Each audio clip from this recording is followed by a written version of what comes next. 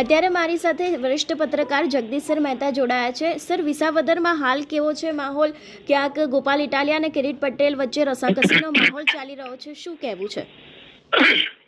21 રાઉન્ડમાં આખી ગણતરી થવાની છે।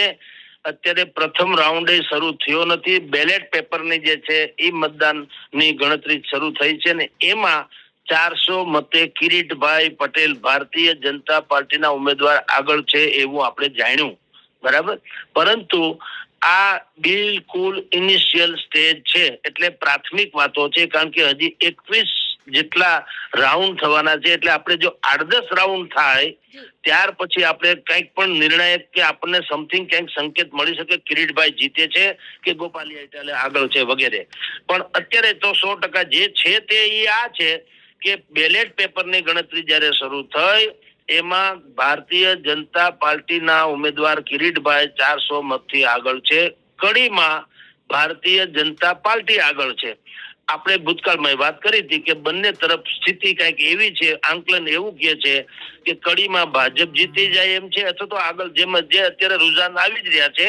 અને એવી રીતે વિસાવદરમાં ગોપાલ ઇટાલિયાનો જંજલો હતો, પરંતુ ગણતરી હજી બિલકુલ શરૂ થઈ છે, એટલે અત્યારે કોઈ પણ નિર્ણય ઉપર ઓબ્વિયસલી ન આવી શકાય ને આપણે તો શું ઉમેદવાર ખુદ ન આવી શકે।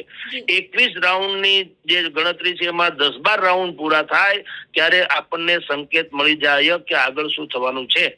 અત્યારે જે સ્થિતિ છે તે આ છે કે વિસાવદરમાં ભારતીય જનતા પાર્ટીના ઉમેદવાર કિરીટભાઈ આગળ છે, બાકી બંને ભાઈ જે નીતિનભાઈ રાણપરા કયો કે ગોપાલ ઇટાલિયા બંને અત્યારે પાછળ છે। અને કડીમાં ભારતીય જનતા પાર્ટી થોડા ખાસા મતથી 1400-1500 મત છે, બીજું કઈ નથી, પણ એ મતથી આગળ છે।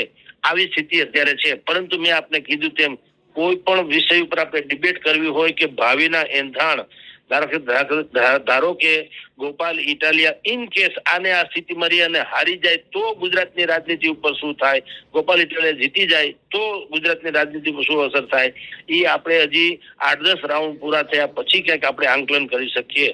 હાલ તુરંત તો વેટ એન્ડ વોચ, જે દેશભરની અથવા તો ગુજરાતની તો છે જ, દેશભરની નજર જેના ઉપર છે વિસાવદરની, ત્યાં ધીરે ધીરે કાઉન્ટિંગ શરૂ થયું છે બેન।